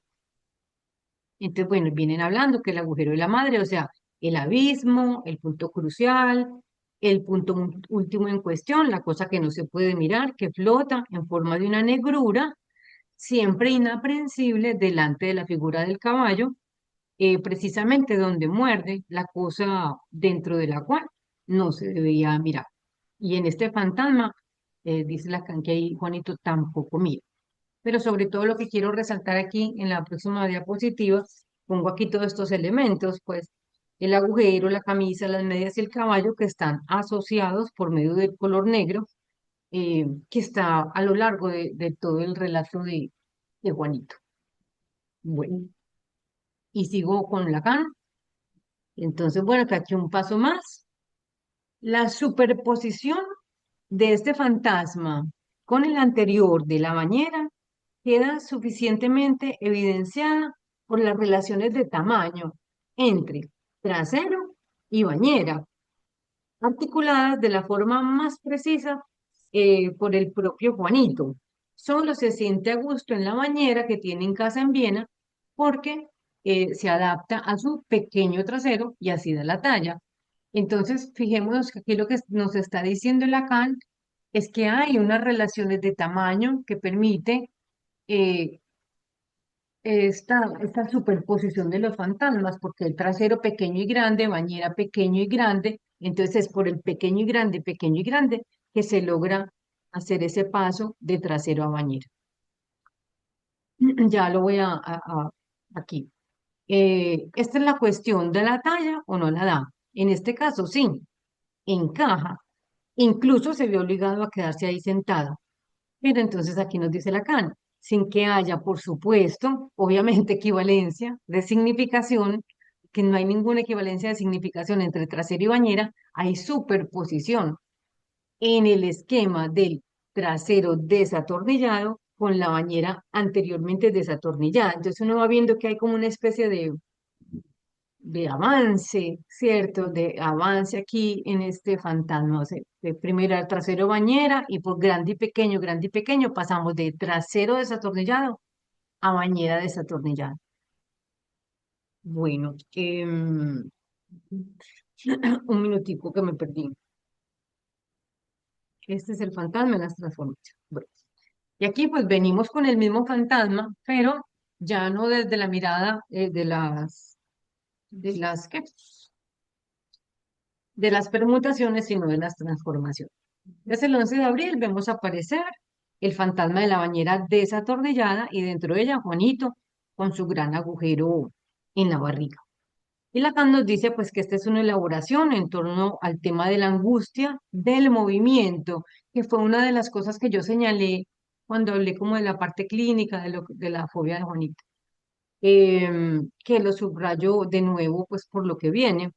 Por eso es necesario que en su estructuración significante, Juanito haga esa conversión consistente en pasar por etapas del esquema del movimiento al esquema de una sustitución.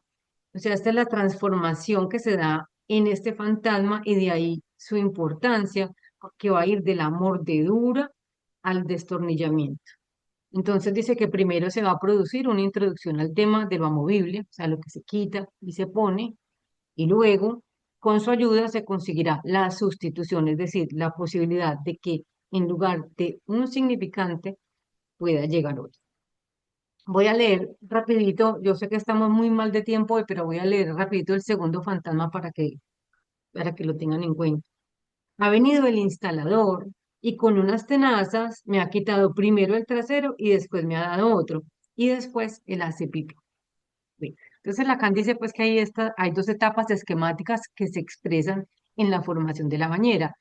La primera etapa es que la desatornillan y dice Lacan que no la desatornillan gratis, que Juanito pues paga haciéndose el agujero, que este paso jamás se produce sin algún coste y Juanito no solo sufre la castración, sino que esta queda formalmente simbolizada por ese gran berbiquí que penetra en su vientre.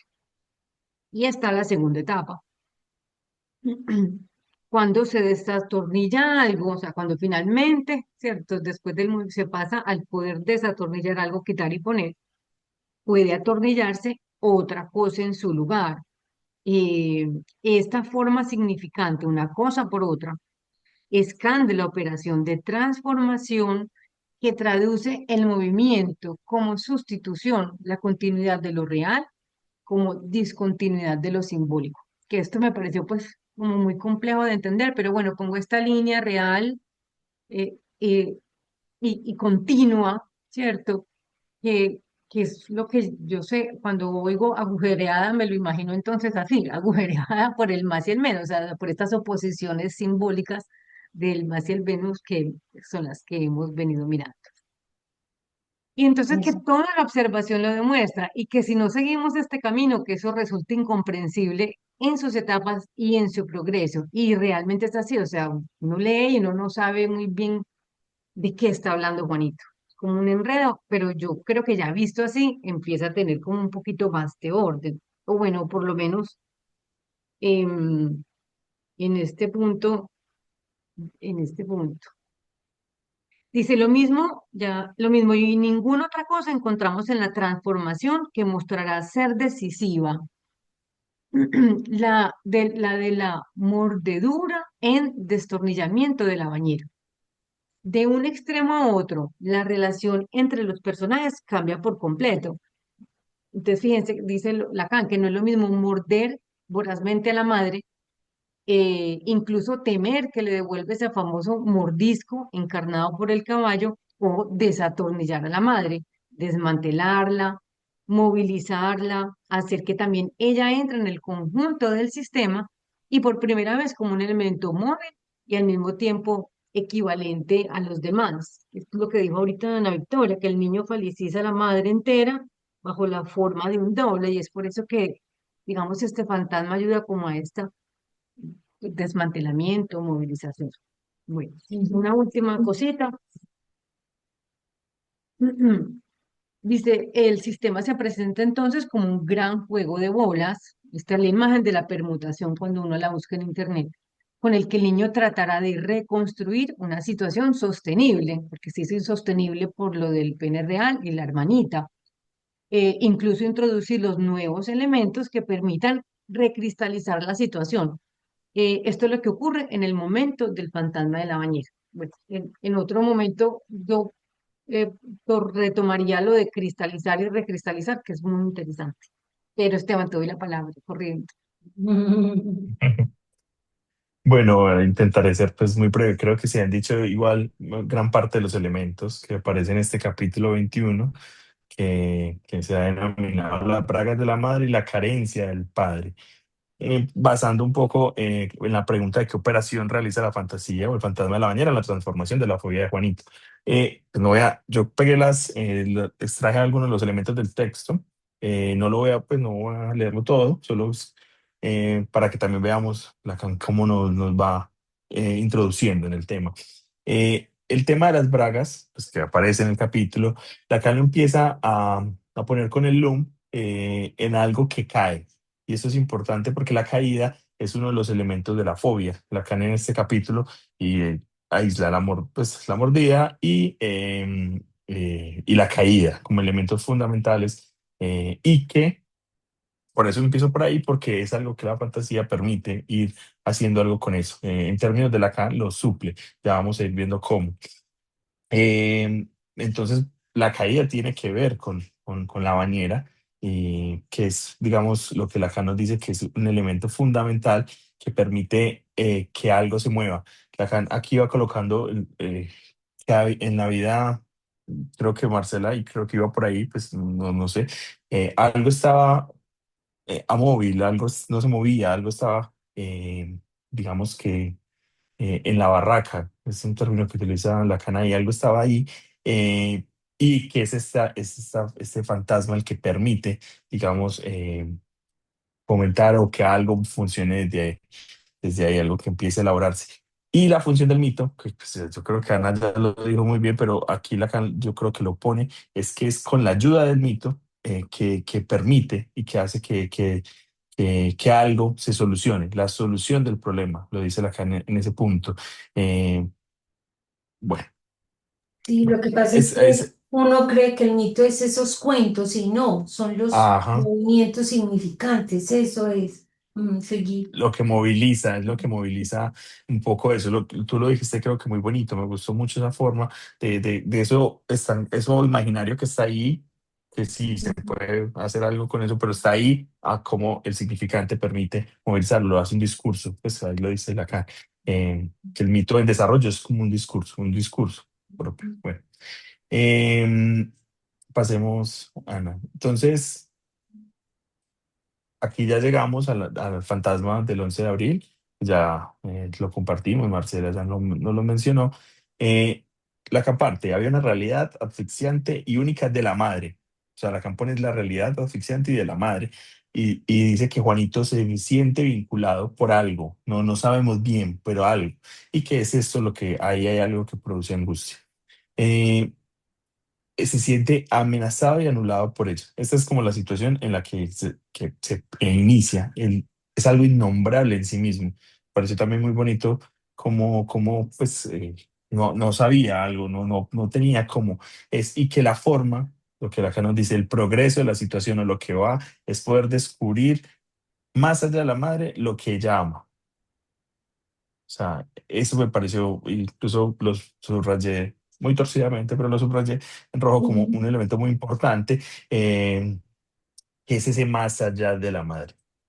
Eh, este elemento se complica, y aquí es donde también ya lo hemos mencionado varias veces, los dos elementos reales, la hermana y ese pene real. Y vamos a ver cómo esta fantasía, este fantasma de la bañera va elaborando estos dos elementos. Eh, bueno.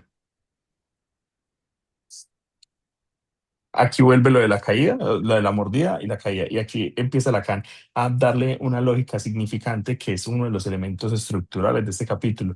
No solamente pensar eso, el mito como la historia o algo así, sino lo que eso permite movilizar en términos significantes. Y lo que hace, y al menos así lo entiendo yo, es el tratamiento significante que Juanito le da a su foto. Entonces, por ejemplo, el caballo que muerde es ya, él lo ha entendido como ya no puedo seguir satisfaciendo a mi madre, ella va a satisfacerse tal como yo lo hago cuando ella no me satisface. O sea que va a morderme como yo la muerto, mi último recurso, cuando no estoy seguro de su amor. Entonces ahí vamos viendo cómo es esa mordida, no solamente, como lo expresan muy bien también ustedes, no solamente es eso, que el caballo muerde, sino lo que significa, cómo lo va tratando Juanito, incluso ahí en términos de angustia inicialmente. Y ese caballo que cae exactamente como a mí me dejaron caer desde que solo están por Ana, ¿cierto? Ahí es como el momento inicial y vamos a ir viendo cómo va generándose esto. Lacan dice que hay dos elementos significantes de dos caras, incluso él dice, este sí es el verdadero sentido del término ambivalencia. Sabemos que Lacan lo criticó bastante, sobre todo por sus usos postfreudianos. Entonces él dice, la caída como el mordisco no solo les teme, sino que también los desea. Ahí hay algo que me pareció muy interesante. Ujú. Eh, bueno, Los teme y los desea, esa es la ambivalencia. Ujú, sí, sí, me ujú, pareció muy bonito porque es una de las definiciones que pues, ujú, no lo había visto así antes, como las críticas que ujú, hace. Esta parte, este parrafito de acá abajo me gusta mucho porque no es solamente la angustia a la madre o a hacer el falo de ella o algo semejante. Lacan dice, sino a todo el conjunto, a todo el medio, a todo lo que había constituido la realidad de Juanito, los puntos de referencia fijos de su realidad, lo que llamé la última vez la barraca. O sea, y yo recordaba, incluso lo hablamos en el curso cuando hablábamos de Freud, el atrincheramiento, las trincheras, bueno, todos estos significantes que siento que ellos van elaborando alrededor de la fobia. Y aquí aparece acá en la barraca, unos puntos fijos de la realidad que ya vimos que se estabilizan pues como por estos 12 elementos. Y ahí aparece pues el el Scholzer es que es ay, se me fue la palabra. Bueno, no es el instalador, es el primero, sí, el que desatornilla, eso. bueno, no recuerdo. Y ahí aparece. Lacan, yo no lo coloqué ahí, pero Lacan dice es que Juanito empezó a ver que eso que siempre estaba ahí, ellos tienen unos viajes, no recuerdo la ciudad.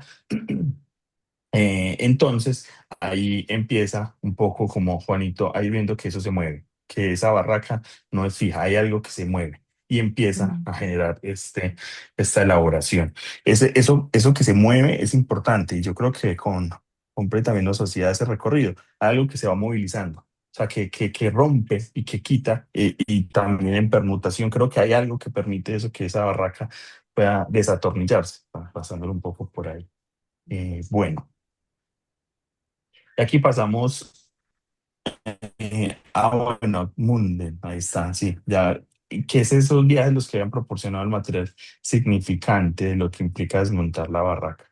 ¿Era necesario? Pues creo que necesario en qué sentido, porque si no, pues digamos, Juanito no iba a poder elaborar un poco algo de la castración, que es lo que nos dice acá. Y entonces aparece el padre. Pues digamos que ya hicimos el recorrido, la madre, la relación asfixiante, etcétera, etcétera. Pero Lacan ya dice, bueno, ¿cuál es la función del padre en el complejo de Edipo? Es una pregunta fundamental que está ahí. Y él dice, ustedes me dirán, pero es que había padre, el padre real estaba ahí, ¿cierto? Entonces Lacan ubica en el complejo de Edipo la función del padre es la castración. Eh, y ahí es donde vamos a ir viendo entonces, Juanito, cómo ante esa carencia que es el título, hace del fantasma un uso para introducir la castración. Pasemos a Ana, por aquí hizo esta referencia, me parece muy bonito. Dice el padre simbólico, es el nombre del padre, es el elemento mediador esencial del mundo simbólico y de su estructuración. Pero hay un punto, eh, dice él, es necesario para ese destete más esencial que el destete primitivo, por el que el niño sale de su puro y simple acoplamiento de la omnipotencia materna. El nombre del Padre le es esencial a toda articulación del lenguaje humano, y por esa razón decía Eclesiastes, el insensato ha dicho en su corazón, no hay Dios. Eh, mm, a mí hay una parte del capítulo que me genera algo, porque Lacan incluso dice, es como el padre hace uso del falo, ¿cierto? Digamos, de esa potencia. Él incluso hay una parte del capítulo que dice Juanito casi que le dice al padre, fóllate a mi madre, decía algo así en el capítulo. Me genera, ¿por qué? Porque, pues, no sé, también hay un punto donde acá se va por el uso del significante de esa articulación y pues me inclino un poco por ahí, ¿cierto? Que no solamente es el uso de la potencia, sino también cómo aparece el nombre del Padre en tanto significante y puede pues, regular un poco esa función en él. Entonces ahí es donde Lacan introduce, la experiencia nos dice que en la asunción de la función sexual juega un papel pues, la presencia del padre real. Algo del padre real debe operar. En ese capítulo Lacan es pues, enfático en eso, en lo que también acabo de decir. Y él dice, debe jugar algo, debe hacerlo, debe ser el padre castrador, incluso ahí lo dice, de forma concreta, casi degenerada, pensando en el personaje del padre primitivo, ¿cierto? Primordial del mito freudiano. Dice, algo tiene que hacer. Y él dice, Juanito lo ilustra maravillosamente. Hay padre simbólico y el padre Juanito, que no es un insensato, pues, por ejemplo, cree en él enseguida. Freud es el buen Dios, que hablábamos también de la función de Freud y de lo que implicó en la movilización de los significantes y del mundo simbólico de Juanito. Pero sigue insistiendo que algo de, de su función real no, pero, ¿cierto? Ubica más a Freud del lado de la función simbólica en esa cita. Entonces, aquí que nos dice que este giro me parece muy interesante. El pene real, se trata de saber cómo va a poder soportar Juanito su pene real, pero en tanto que no está amenazado. O sea, aquí la angustia de castración, si lo podríamos decir así, eh, no sería que se siente amenazado, sino que es en tanto que el padre no genera, digamos, a esa operación. Es, me parece un giro bastante interesante, incluso para conseguirlo conversando, porque pues es como que algo falta. Pues falta la falta, por ejemplo, hay algo de la angustia en ese sentido.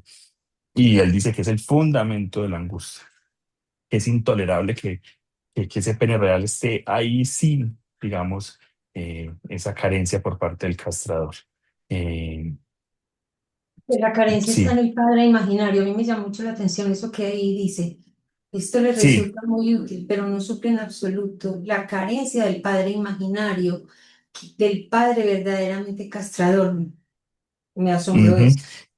Y es ahí donde Juanito encuentra la suplencia, que me llamó mucho la atención, pues, que es un concepto que utilizamos frecuentemente, pero desde el inicio de la enseñanza de Lacan aparece ahí, hay algo que puede suplir, en este caso, ese padre imaginario, ¿cierto? Porque ya hablamos del padre Sí, simbólico, que pues también aparece en Freud, y bueno, y hay algo del ujú, padre real, sí, hay padre sí, real, es que él lo dice, ajá, sí, hay padre real, pero hay algo del padre imaginario que no estaba operando en tanto castrador, ¿cierto? ujú, ujú, Y él dice, esta es y a mí me gustó mucho porque Lacan lo dice, se obstina en no querer castrar. Me parece ujú, que es importante eso, o sea, es así como Juanito vivía algo de esto. Y por eso, Lacan lo decía, Juanito reclama la herida, busca la herida, incluso habla de cómo genera ciertos accidentes, algo de esto, reclama la herida que, pues, en la fantasía aparece la herida, ¿cierto? Aparece ahí. ujú, Entonces aquí dice, si no aparece ese padre castrador, ahí aparecen los dos personajes. Entonces está el esclosero, el trabajador, es que no recuerdo el nombre, ujú, que desatornilla la bañera y luego perfora. Ahí aparece ese uso. Eh, y después otro, que es el instalador, que ahí ya sí está presente en el fantasma del 2 de mayo, que viene a concluir la situación. Como el Dios no ujú, desempeña demasiado bien todas sus funciones, hace venir el Dios, pues como que la máquina, el instalador, a quien Juanito lo hace desarrollar una parte de las funciones, de una parte de las funciones del castrador requerido. Ahí encuentra Juanito quien ujú, opere con el falo, pues no sé, así lo voy a decir. Algo de esa operación imaginaria, ¿cierto? Porque ajá, o sea, él ve la situación y va haciendo en su fantasma esa suplencia de ese padre imaginario. Eh, y eso le permite poder, digamos, introducir la función de la castración, y en tanto también algo pues, que genera ese agujero y pues, bueno, todo lo que también muy bien Marcela nos explicaba. Mm. ajá. Y adquirir el falo Entonces, simbólico. sí, Ujú, ajá, es ese paso, o sea, ujú, ese tratamiento que Juanito encuentra ante esa carencia en lo imaginario, ujú, y poder introducirlo en un orden simbólico, que me parece ujú. supremamente importante. Creo que sí, pasamos la otra, Ana.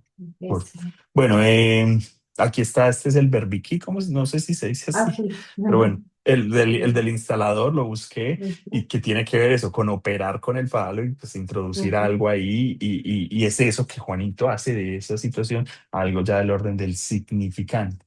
ujú, Entonces ahí está, es lo que desmonta toda la barraca.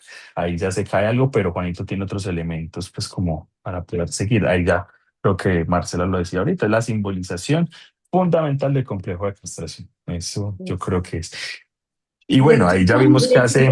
Le quitan el palo y le dan otro grande. Ujú.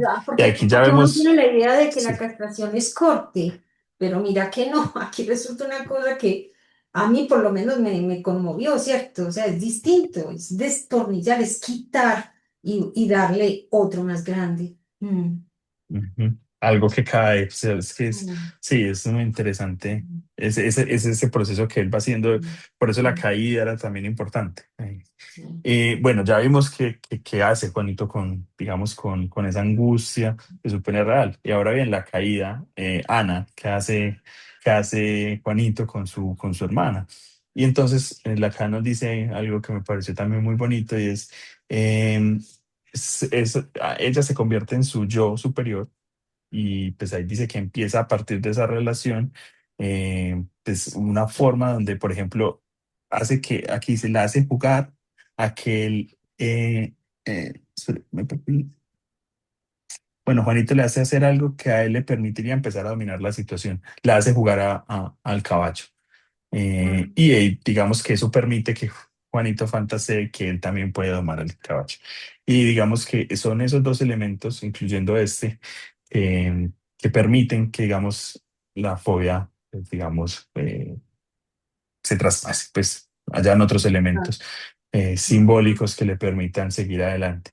Entonces, esta sería la suplencia que Juanito encontró para, para esa carencia del padre imaginario, que no quería, como dice Lacan, intervenir. Pues ahí está. Bueno, esto ajá, obviamente así, exacto. pues como a grandes rasgos, pero, Sí. pero creo que logramos captar algunos de estos elementos. Exactamente, sí, lo más importante. Y situar,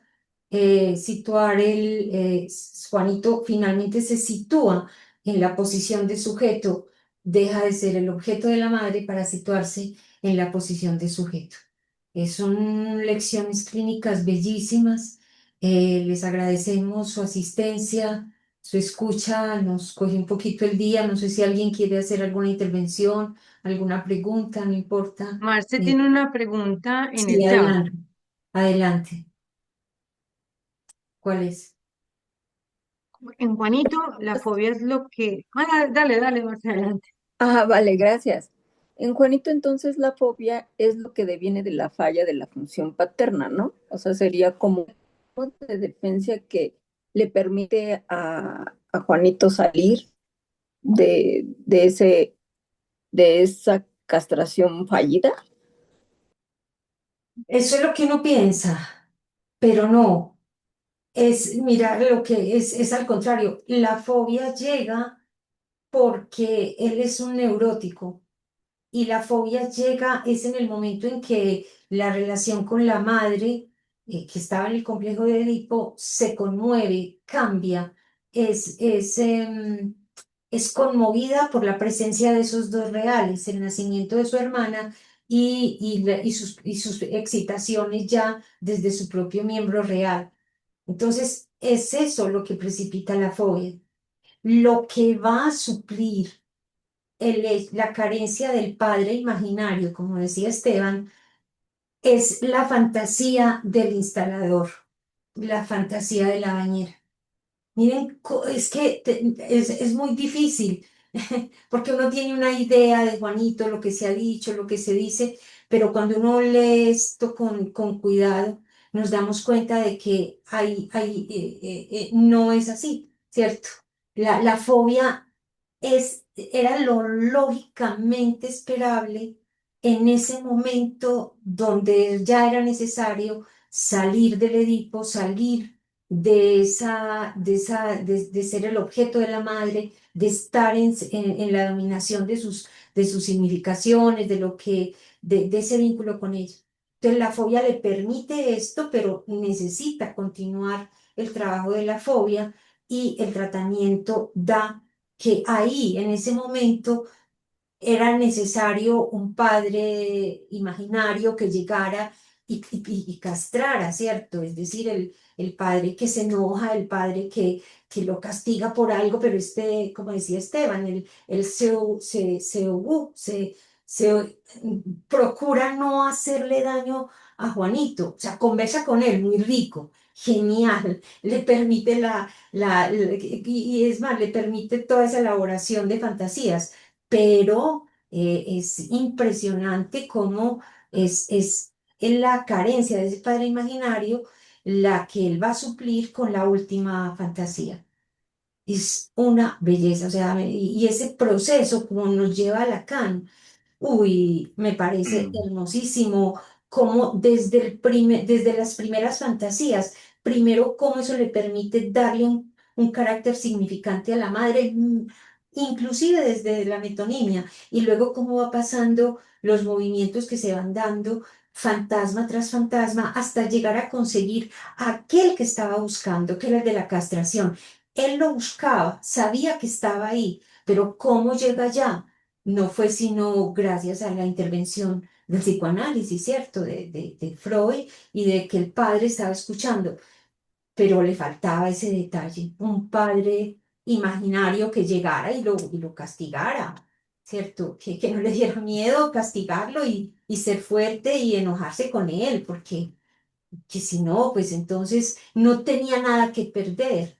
O sea, lo que estaba buscando, por eso es buscar la herida. Él necesitaba saber que podía perder algo, porque si puede Mm. perder algo simbólicamente, puede ganar entonces su pene, ¿cierto? Simbólicamente, que de eso se trata, salir del falo imaginario de la madre, de él mismo, y asumir esa simbolización de esa imagen de ese falo imaginario, para poder asumir que hay una pérdida del objeto, hay una posible pérdida del objeto. Y Lacan dice, poco a poco él va llegando allá. Por ejemplo, cuando le dan el esclarecimiento de que las niñas no tienen pene, entonces él dice, ay, sí, pero el mío se va a quedar aquí agarrado. Yo no lo voy a perder, yo crezco y él va creciendo conmigo. O sea, ya hay algo ahí que nos dice Lacan, lo va moviendo las simbolizaciones necesarias hasta pasar del amor de Dura, eso es una belleza, del amor de Dura a lo que cae y luego al desenganche y luego al destornillador. Destornilla la bañera y luego el desinstalador el que le da el pene al final. Es una maravilla, o sea, para mí es una cosa, es una manera nueva de leer y yo creo que leer Lacan de esta manera pues nos permite encontrar realmente esos elementos claves y muy valiosos a nivel clínico. Yo no sé pues, pero les digo que yo quedé Hay una asombrada. cosita Sí, pequeñita con Tati. relación a esto último que me parece como impresionante, que uno en general, pues yo piensa como que la función pues tiene que venir de afuera, ¿cierto? Como, y bueno, algunas funciones Mm. sí tendrán que venir de afuera, porque él ya, nos han dicho, él ya era neurótico, entonces ya había pues funciones que habían venido seguramente de sus padres. Pero que impresiona que ahí, pues el padre no está cumpliendo con la función de padre imaginario y él se busca la manera de que esa función opere, que eso es como, pues sí, me parece impresionante. Pues seguramente no sin el trabajo que hace también con el papá, que no está cumpliendo la función de padre imaginario, pero sí lo está ayudando a construir, pues a Es- elaborar con las palabras. Ajá, exacto. Seguramente solito, pues tampoco llegaría a No. construir esa función. Ujú. Ajá. Pero Y, bueno, de todas maneras eso, es eso, impresionante. y eso me hace pensar en una cosa que se insiste en esos capítulos sobre el mito, para qué sirve el mito, cómo se lee el mito, son preciosos, son de una belleza, y ahí nos muestra acá que el mito es estructural, o sea, el mito es algo al que el neurótico no puede rehusarse, porque está ahí, es patrimonio de la humanidad, es patrimonio de aquel que habla, de aquel que está atravesado frente a los problemas de la vida, la muerte, etcétera, y el cuerpo, obviamente. Entonces, la cuestión es cómo cada sujeto neurótico en particular logra encontrar esa manera de llegar a la simbolización que es necesario encontrar a ese punto de la castración. Y es eso lo que lo cura, es impresionante. Entonces está ahí, por eso dice, esto se lo encuentran en la página 12 del 4 dice, hablando del esquema L en el seminario 4, dice, este esquema, el esquema L, página 12, seminario 4, inscribe en primer lugar la relación del sujeto con el gran otro, tal como está constituida al inicio del análisis. Es la relación de palabra virtual por la que el sujeto recibe del otro su propio mensaje bajo la forma de una palabra inconsciente. Este mensaje le está prohibido. Es objeto por su parte de un profundo desconocimiento. Está deformado, detenido, capturado por la interposición de la relación imaginaria entre A y A', entre el yo y el otro, que es su objeto típico. La relación imaginaria. Entonces, ¿qué es lo que hace Juanito? Lo encuentra ese mensaje que estaba ahí. Entonces, es una belleza. Bueno, muy bien, muchísimas gracias. No sé si hay algo más.